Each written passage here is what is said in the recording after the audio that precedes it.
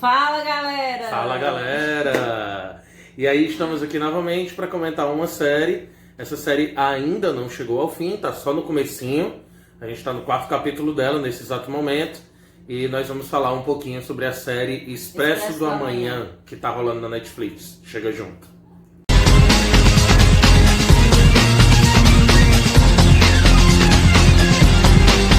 Então, galera, legal, é o seguinte. A série Expresso do Amanhã, essa série que está aí disponível na Netflix, ela começou sem muito bafafá, mas está começando a se firmar, já tem uma galera que está começando a falar bem dela, a crítica está começando a curtir e tal. Essa série ela é inspirada numa HQ francesa, uma HQ francesa chamada O Perfura Neve, tá? Essa HQ ela foi transformada em filme em 2013, pelo mesmo cara que dirigiu Parasita. E uma coisa que eu achei muito bacana também, eu ainda não assisti o filme, vou assistir o mais rápido possível, mas quem estrela o filme é o Chris Evans. Você está acostumado a ver ele no papel de Capitão América, e ele está lá nesse filme também. Demorei para me acostumar. Enfim, esse filme serviu como base, serviu como inspiração, serviu como alicerce para a construção dessa série nova da Netflix. E a série é muito bacana. Assim, apesar de falar de um futuro pós-apocalíptico, onde o mundo inteiro congelou e as únicas pessoas vivas têm que sobreviver andando num trem que vai circulando pelo mundo e vai rodando e tudo mais, tem algumas questões ali para além da sobrevivência. Geralmente quando a gente vê alguma série que fala sobre fim de mundo, geralmente o básico, o foco é só a questão de sobrevivência. E aí algumas séries muito boas conseguem explorar a questão da luta de classes, da divisão de classes e tudo mais. Tem várias séries que a gente poderia citar aqui que vão para essa linha. É verdade. Mas, no caso dessa série em específica, ainda tem um outro elemento que ganha um destaque, que é a parte investigativa. Você vai ter nessa série, além do elemento pós-apocalíptico, além da diferença de classes e da luta de classes, você vai ter o elemento de investigação. Isso daí eu nunca tinha visto necessariamente um foco para isso. Mas essa série, pelo menos nos primeiros 4 capítulos, ela vai tratar ali de um assassinato que acontece e tal. E aí meio que lembrou o Expresso do Oriente, Assassinato né? do Expresso do Oriente. Eu não conseguia chamar a série de Expresso do Amanhã, porque eu sempre lembrava do Assassinato do Expresso do Oriente. Não tem muito a ver não, mas quando juntou a história de assassinato, investigação e trem, aí pronto, a gente só quer chamar de Assassinato do Expresso do Oriente. Salve, Agatha Christie. Então, gente, dentro dessa realidade, né, desse trem que seria aí uma arca de Noé, né, um lugar onde confinaram pessoas divididas por classe para enfrentar aí um fim do mundo, né, para sobreviver ao apocalipse. A gente lembra de algumas outras obras como Titanic, por exemplo, né, quem se salva primeiro, quem fica para morrer, quem diverte todo mundo até o fim para morrer, enfim. Dentro desse trem tem essas classes bem definidas, primeira classe, segunda classe, terceira classe, e o fundo, que são as pessoas que entraram desesperadas, matando e morrendo para habitar o trem e simplesmente sobreviver, e vivem como ratos confinados no porão desse trem. Dentro dessa realidade tem alguns personagens que chamam muita atenção. Primeiro, o personagem do Leighton, que o Renan vai falar para vocês já sobre ele, né? E tem o personagem da Jennifer Connelly, que é a Melanie. Esse personagem é extremamente intrigante. E aí a gente pode dizer que é um alerta de spoiler, não sei, porque já é uma coisa que fica muito clara já no início, né, dessa primeira temporada. Uma curiosidade, gente, sobre essa série é que ela não dá pra você assistir encarrilhada, não sei quantos episódios. Quem tá acompanhando, né? Ela sai semanalmente, né? Sai semanalmente como as séries de outros canais costumam acontecer. Que é uma diferença significativa da Netflix, né? Quem acompanha a Netflix geralmente sabe que a Netflix lança a temporada. Aí você vai lá, maratona, fica louco e parte para uma outra série para maratonar. No caso dessa você não consegue fazer isso. Você vai acompanhando ali episódio a episódio. Inclusive, aproveita enquanto ainda tá aí no comecinho, né? Que aí você pode aí acompanhar o que tá saindo já. O que é bom porque você não precisa assistir tudo e ficar um ano esperando a série voltar, 6 meses, né? Você só espera uma semana. Que também é uma torturazinha pra quem começa a entender e gostar da história, mas é assim mesmo. Além disso, gente, antes de falar dos personagens, tem algumas questões sociológicas muito intrigantes na série, né? E muito revoltantes. Que é exatamente o fato de, e aí quando vocês assistirem vocês vão entender, dos privilégios, né? Os privilégios que permeiam a sociedade, que mesmo para salvar a humanidade é colocado dentro do trem junto com os passageiros, a questão dos privilégios. E aí vai vocês assistindo para avaliar criticamente. Então o personagem da Melanie, ela já alerta de um leve spoiler, porque já no começo isso já se denuncia, né? Existe um diretor, um dono do trem, digamos assim, que foi quem vendeu os leitos do trem. Tiveram algumas pessoas que compraram vagões inteiros, né? E quem tinha mais poder, obviamente. E aí o nome desse senhor é Senhor Wilford. E tudo gira em torno do Senhor Wilford, né? Todas as decisões ele que toma, ele que divide as classes, ele que administra a distribuição de alimentos, a segurança, enfim. Acontece que toda a comunicação é feita com o Sr. Wilford através da Melanie, que é a ponte entre o Sr. Wilford e os passageiros do trem. Mas nos primeiros episódios já fica muito claro que a Melanie é o próprio Sr. Wilford. Entra... Não era pra falar, não? Não, nesse momento é legal. É porque a gente acredita fortemente nisso, que é. E a gente vê pistas que claramente... Ela faz questão de que algumas pessoas no trem entendam que ela e o Sr. Wilford são as mesmas pessoas. São a mesma pessoa. Entendeu? Pode ser que isso lá na frente venha se desconstruir e que talvez seja muito conveniente para ela que as pessoas pensem isso. Mas até agora, o que a gente sabe é que eles são a mesma pessoa. Lembrando que estamos no 4º episódio ainda. Da primeira temporada. É. Mas aí existe um questionamento muito interessante que é uma mulher muito eloquente, com poder de pacificação muito grande. Ela pacifica as intrigas, né, os desentendimentos dentro do trem. Ela tem uma retórica muito boa, um poder de persuasão enorme. Mas ela precisa se...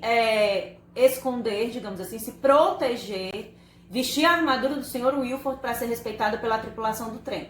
Então isso já é um questionamento muito interessante dentro de uma perspectiva para analisar as mulheres dentro da sociedade atual, que é realocada lá dentro desse trem que seria para salvar essas pessoas. E ela usa um brochezinho, que é um W, que é do Sr. Wilford, que são, ela até fala que são como se fosse um conjunto de indústrias, né? O Wilford como se fosse um conjunto de indústrias.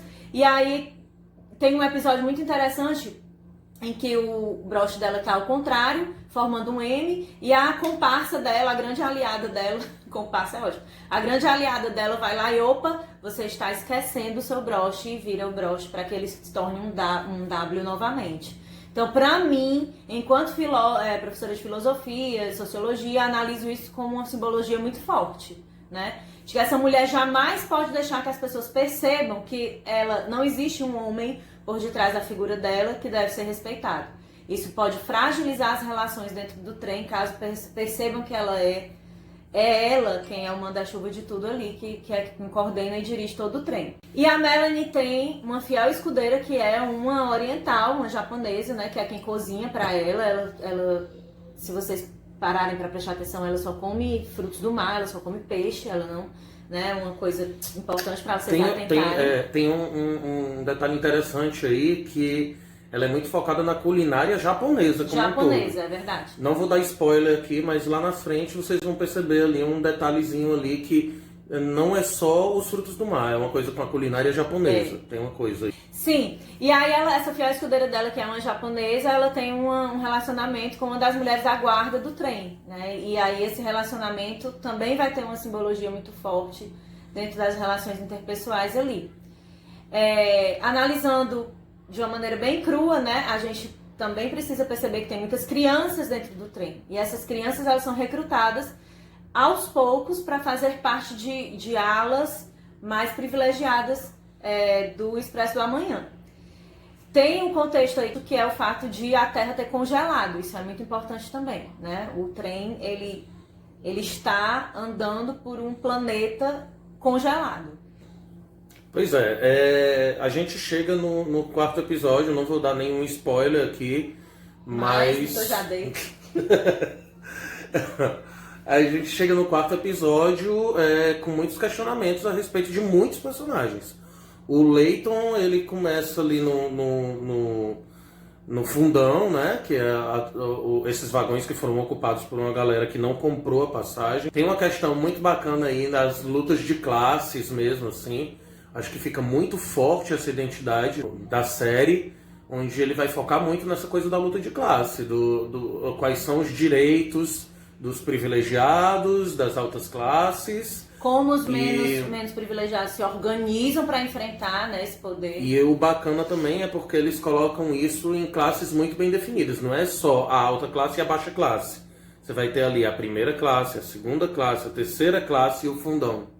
Então são vários vagões, cada um com as suas vivências, as suas peculiaridades e as suas privações e benefícios, né? E privilégios, privações e privilégios. O personagem do Leighton é feito por um ator muito bacana chamado David Giggs, que esse cara é um rapper e ele faz uma participação numa série de comédia que eu também acho muito interessante, apesar de ser bem boba, mas eu gosto muito da comédia, da maneira como é passada a comédia lá, que é Unbreakable Kimmy Schmidt, que também está disponível na Netflix. Então ele faz um personagem lá e eu não imaginava vê-lo em uma outra coisa, tendo em vista que ele é um rapper, né?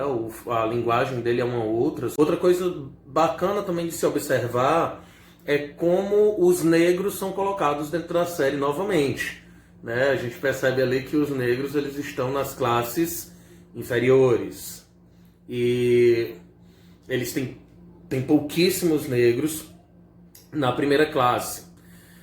A gente poderia colocar que isso é um preconceito e problematizar a série e tudo mais.